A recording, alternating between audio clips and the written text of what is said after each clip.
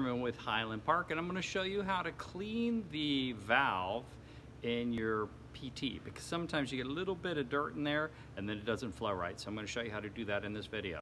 This unit's not really flowing well, so I'm going to take this part of the valve apart first. Screw it up.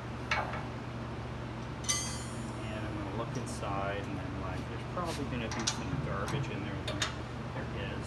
And I'm also going to get a little screwdriver, and I'll something small to get the little O-ring out. There's an O-ring on the bottom. Pull it out. And you can see I've got some debris, some particles. It's not so good there. So cleaning that up, and you can see I have this chunk of blick, and that's probably my biggest issue, was this chunk in there.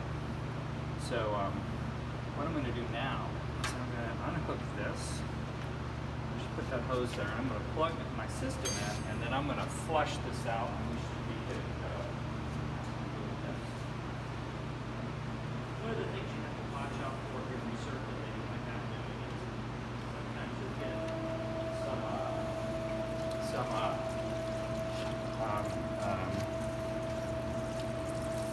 kind of dirt inside, and you just need to flush it out, because you'll get essentially what you'll get is you'll get a sediment and stuff. So now you'll see I've taken the needle valve out.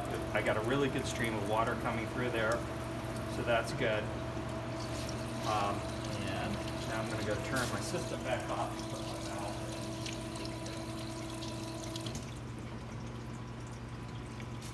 in. Now, if you get a little chunk of dirt, you'll see these 4 little spots here. All these is when we machine the 4 ports underneath here. These are access ports for the machining. So I use like a little, paper clip, you know, and when it's turned on, I'll take a paper clip and just kind of put that up inside there. If there's little chips or rock or whatever, oftentimes I can flush that out and get it to start working again. So that's the main thing. Take your needle valve apart, you know. The way that goes together, as you can see, this has got this little flange on the top that goes in. The spring sits on top of that, and then the needle valve goes in. So you don't want to put that O-ring in, that seal in upside down, or it won't work right. There we go.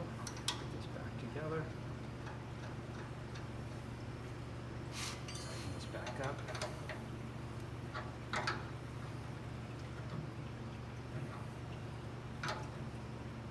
Snug it down. Not so snug.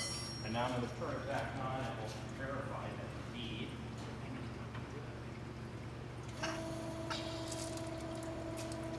And yeah. So I can increase that spray a little bit. So yeah, all 4 of my ports seem to be working really good. So I'm golden. So that's all you really need to do to clean that needle valve, and then it'll be functioning just like new.